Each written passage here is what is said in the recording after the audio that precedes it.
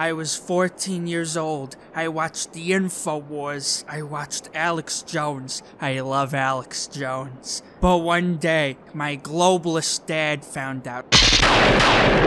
He beat me. He tore down all my Alex Jones posters, my Alex Jones body pillow. He took it all and ripped it to shreds. I was so heartbroken. But then I saw, within the rubble, one last VHS intact among the ruins. It was one I'd never seen before. What was it doing here? Was it really mine?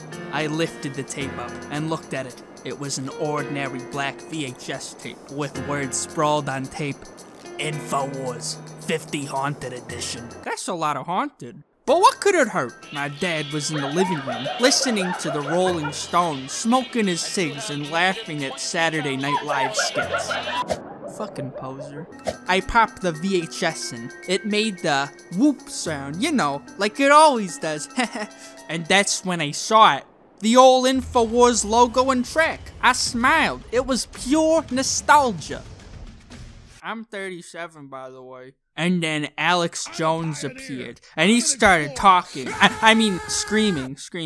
And you know, I'd seen this episode before. It was, you know, it was the Reagan, you know.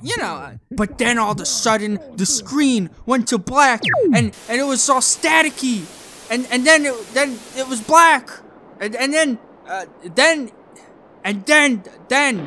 TV flickered back on, and Alex Jones was on it. But he was a skeleton! He said, kill your fucking dad, kid. Also something about the, you know, the mainstream media and the commies, the globalist extremists. I don't remember, because I was suddenly getting really tired, you know, real sleepy, and I couldn't control my actions, and you know, I was thinking, killing my dad. Not a bad idea. I slipped out from my room with a knife in my hand. Cause I had a knife in my room. I like collecting that shit. And slowly, I walked in tandem silent steps over yonder from my hallway to the living room. The floor under my toesies was carpet, so I was especially silent. But then when I got to the living room, that wasn't carpet. It was floorboard, so my toesies squeaked, and my dad heard me, and he turned around, but he didn't, like, turn around all the way, so he didn't see me. I crept behind him. He was still watching Saturday Night Live. It was a rerun episode, a 20-year-old rerun, featuring a celebrity who by now was already dead. I wrung my own neck out and stretched it forward. Right up against my dad's ear. I breathed heavily and then spoke.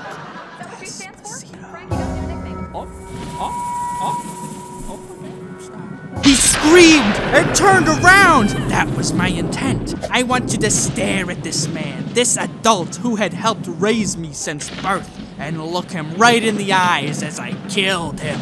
But then he fully turned around, and even I was not prepared for what lied ahead. For my dad was Alex Jones himself, and he was a skeleton! But then he got his flesh back all of a sudden in an instant. He whispered, and in a heartbeat, I fell apart. Both physically and emotionally, I collapsed as he stood from his spot and peered over me, rage in his eyes. I want to test you! He said as he reached down and grabbed my knife in my hands. See if you're a real American? In hoarse tone, I heaved with unsurety, with fear and fright, with utter desperation. I could not breathe. I could not grasp for air. I was so scared, so frightened of this experience that I'd lost my composure. And all of me I had. You're going to see. He heaved these words in strutful, swooning strum. This is what an American looks like. Alex Jones arrived at my side and kicked me. I flipped over like a hamburger patty. Destroy the child. He grabbed my cute little fat tush. Gay sex. And then he stuck a knife in it.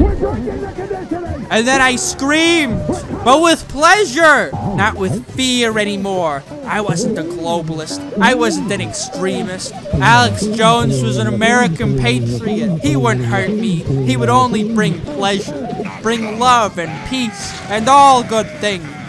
Only love, only prosperity.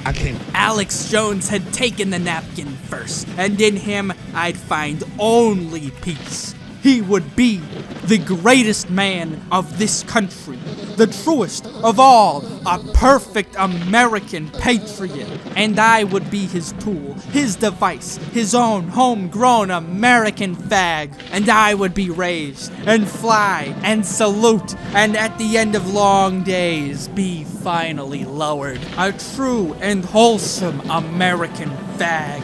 In that moment, that's what I believed, what I worshipped as thought in those glorious seconds. But before I knew it, it was all over, conceded and done. My ass was bleeding, a huge red stain on the floor. What was I? A woman?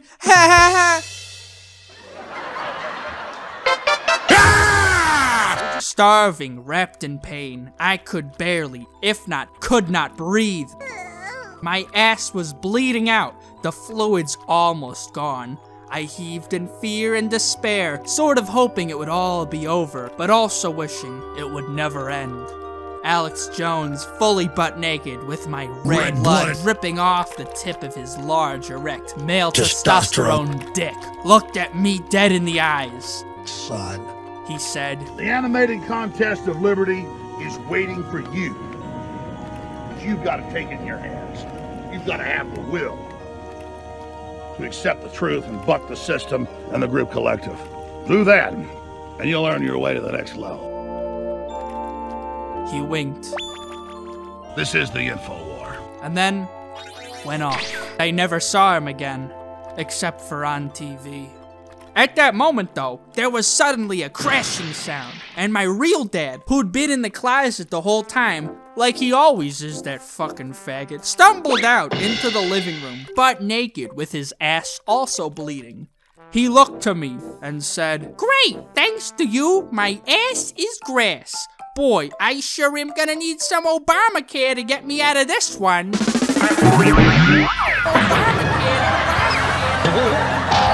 My fist shook with rage, and all at once, anger consumed my soul. I lunged at my dad. I punched his face. I clobbered his nose and eyes and mouth. I willed them with knuckle and fist, with bone and blood. I broke every fiber in his being, every skull in his ugly, stinky face, which, 'cause he was my dad, I'd also resembled. And for that, I saw me through him. Me! And I punched me as hard as I could for being so blessed in this moment, so happy knowing that this would be the happiest day of my life, knowing that I would never be as glad today as I was then in those abrupt seconds, and that I hadn't been more upheavingly thankful that I was put on this earth out of all the millions of my dad's sperm in the world, and had the chance to meet the real life Alex Jones. I screamed in rage, and my dad fell with a thud to the floor. "Dad," I said, the silence of anger, all-consuming and all-devouring, lifted from this realm, and my father looked at me, for the first time, with fear in his eyes, and yet, at the same time, respect. I moaned. I crisped word with light hesitation, with a shroud of fear before my voice, and yet, at the same time, an achievement of respect, of astounding might and power. I had spoke, and he had listened. Now, I would ask for my prize. I'm gonna need a small loan of, about $1 million. Kill yourself! He squawked. He ached in utter Rome of tone and self. I looked back. I could see him shaking, but he held on. It was fear. Fear dominating his heart more than anything else. I had him. I devoured him. I vored his heart, and he had nothing left of self to give. He could not fight me, not anymore, and slowly, he nodded his head. He consented now against his will. My dad was mine, and mine forever. Thank you, Papa Johns, I whispered like a prayer, forward straight, looking to the wall ahead of me. Now I was the one in charge, and there was nothing nobody could do. All right then, I sighed, breathing heavily, heaving spastically, but not now in fear. It was all a stride of confidence, and I took a step. My first step. My first step towards the end of my new life forever. I'm animated. I'm alive. My heart's big. It's got hot blood going through it fast. I like to fight, too. I like to eat. I like to have children. I'm here. I got a life force. This is a human. This is what we look like. This is what we act like. This is what everybody was like before us. This is what I am. I'm a throwback. I'm here. I've got the fire of human liberty. I'm setting fires everywhere. And humans are turning on everywhere. I'm making my own radio show.